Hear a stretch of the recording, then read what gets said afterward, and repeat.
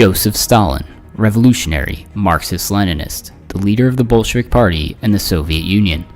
Stalin was an outstanding theoretician of Marxism and one of the greatest men of his time, which was recognized even by the enemies of the USSR. However, after the death of Stalin, his role in history was radically revised. Anti-Stalinist hysteria has generated a large number of myths which are used as anti-communist propaganda. Who was Joseph Stalin in reality, and what role did he play in the history of the Soviet Union? Myth number 1. Stalin was a bloody tyrant. In 1956, during the 20th Congress of the Communist Party, Nikita Khrushchev criticized Joseph Stalin in a secret report and put forward a number of charges, the leading of which were Stalin's so-called purges. A further anti-Stalinist campaign in the USSR, which had begun during the Perestroika, brought this topic to the point of absurdity. The very existence of repressions began to be explained by Stalin's maniacal inclinations, as he allegedly wanted to destroy as many people as possible. In fact, the so-called purges were far from as widespread as liberal and conservative ideologists imagine. According to Russian historian Viktor Semskov, from 1921 to 1953, about 4 million people were convicted of counter-revolutionary crimes. Of these, about 1.4 million were convicted during the years 1937 to 1938. Of these, about 680,000 were sentenced to death. Between 1918 and 1958, about 400 million people lived on the territory of the USSR, and no more than 2.5% of Soviet citizens suffered from purges. In reality, about 97.5% of the USSR population was not subjected to any repression at all. This strategy of focusing on Stalin's actions is an attempt of businessmen to hide their wealth. They do not want us to talk about how they received their wealth by exploiting workers, but rather about Stalin. The ruling class of capitalists uses all possible means to maintain their power. Right now, monopolies all over the planet are repressing many people in the interests of a handful of oligarchs. And since the capitalists apply repressions against their opponents, so should the proletariat. It can and must punish those who oppose the power of the working class and steal what was produced by the workers.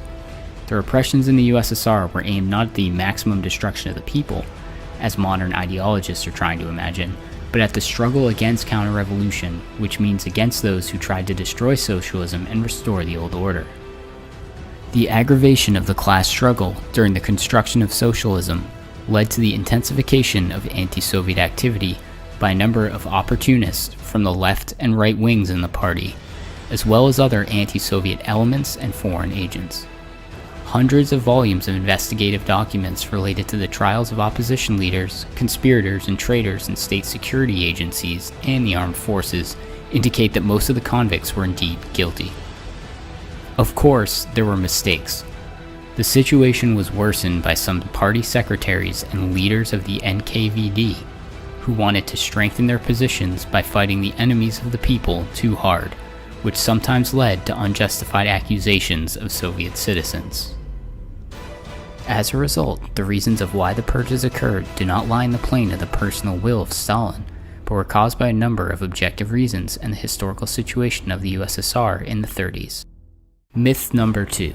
Stalin was a bad commander. In his report and memoirs, Khrushchev noted that in the early days of the Great Patriotic War, Stalin was psychologically depressed and absent from the workplace, was hiding in the countryside, and only the Politburo could bring him back to work. A similar version of events exists in the memoirs of Anastas Mikoyan, though its origins are questionable.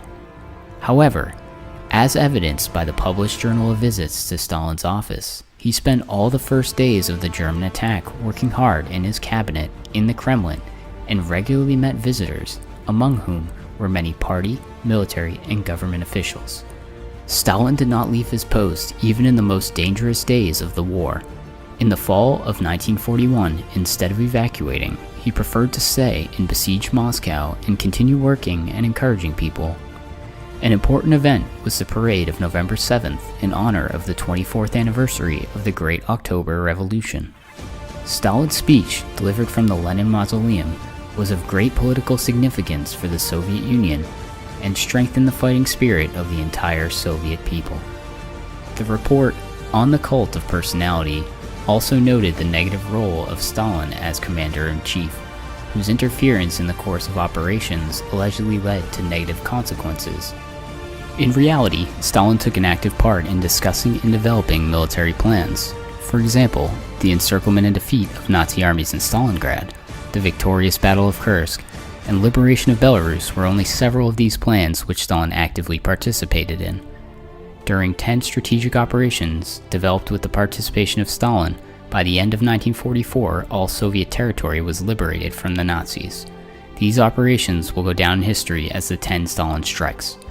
This is how Marshal Vasilevsky, the chief of the General Staff of the Red Army, rated Stalin as the supreme commander-in-chief. In my deep conviction, Joseph Stalin was the strongest and most colorful figure in the strategic command, especially from the second half of the Great Patriotic War. He successfully carried out the leadership on all fronts, mobilized all the country's military efforts on the basis of the party line, and was able to make a significant influence on the leading political and military leaders of the Allied countries during the war. Contrary to the anti-Soviet myths, Stalin was a capable military and political leader who made a huge contribution to building the victory over fascism.